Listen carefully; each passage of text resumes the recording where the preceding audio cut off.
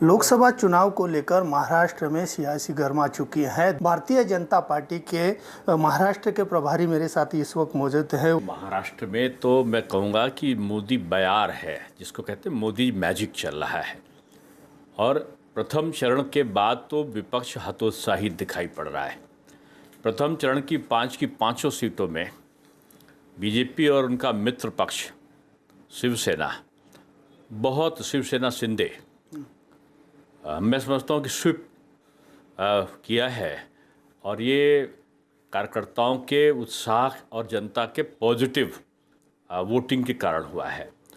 और जो सेकंड चरण है वो तो हमारा परंपरागत, मैं कह सकता हूँ कि बहुत भारी जीत उसमें होगी।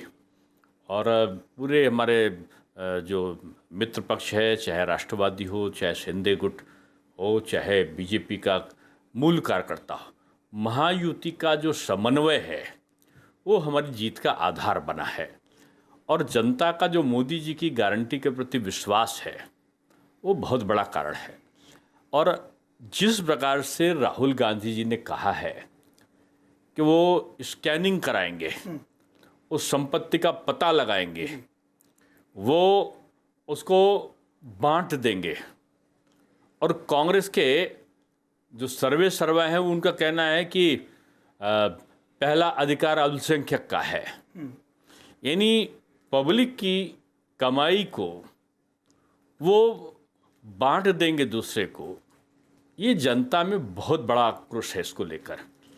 और मैं समझता हूँ कि महाराष्ट्र में तो लोग बिल्कुल इस बात को ठान चुके हैं कि इस प्रकार का जो तुष्टीकरण कांग्रेस कर रही है, ये आज़ादी के बाद सबके लिए काम करो, जैसे मोदी जी करते हैं ना, सबका साथ सबका विकास, सबके लिए प्रयास। राशन दिया तो सबको दिया, लेकिन वो कहते हैं कि जो हम हैं वो अल्पसंख्यक का अधिकार पहले होता है।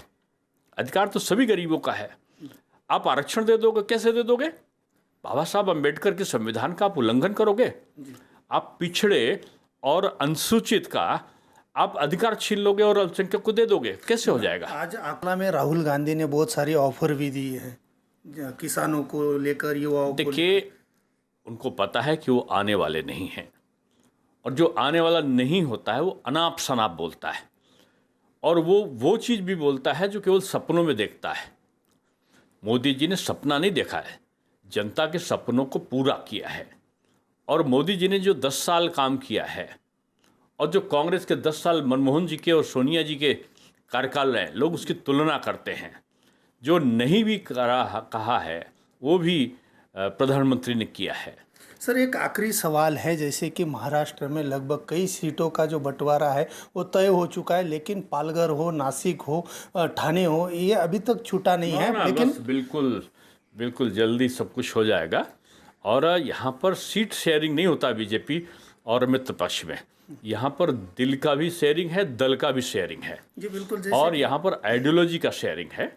और कार्यकर्ता हमारा, आप देख लो जिन सीटों का आपने नाम लिया है, वो बूथ स्तर तक, बल्कि मैं ये कहूँ कि उसने जो अपना पन्ना प्रमुख तक का कार्य, बैठक, सम्मेलन, महायुति के साथ समन्वय, नुक्कड़ सभा, इस सब कुछ पूरा कर लिया है। हमारे वहाँ प्रत्याशी व्यक्ति नहीं, प्रत्याशी हमारा चुनाव चिन्ह, हमारी आइडियोलॉजी होती है। और इस बार तो प्रत्याशी केवल एक ही है, वो है नरेंद्र मोदी। उद्धव ठाकरे ने कहा कि भाजपा हद पार करेंगे,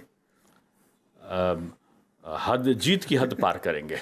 जीत जो उन्होंने सोचा भी नहीं होगा उद्धव जी ने, वो जीत बीजेपी जीतेगी। और उद्धव जी अपने जीवन का सबसे बुरा हार कांग्रेस के साथ मिलकर हारेंगे। जी बिल्कुल सर। पालघर में जो है धर्मांतरण बड़े पैमाने पर होता है। इसी पालघर में एक सक्षम और हिंदुत्ववादी चेहरा देने की मांग जो है अब सभी हिंदू संगठन कर रहे हैं। नहीं, देखो, बीजेपी किसी प्रकार का धर्मांतरण नहीं हो सकता, इसके लिए कटिबद्ध है। और ऐसे लोग जो इस जबरन धर्मांतरण करने के लिए कोशिश करते हैं, वो उनके लिए कठोर दंड की व्यवस्था भी कर रखा है। और जब से जो हमारी महायुति की सरकार आई है, इस पर अंकुश भी लगा है। और मैं समझता हूँ कि ये एक बड़ा मुद्दा रहा है और लोगों को इससे राहत मिली है कि बीजेपी की महायुति सरकार ने इस पे कदम भी उठाए हैं। और मैं कह सकता हूँ कि ये जो द्वितीय चरण है, ये निश्चित रूप में ये जो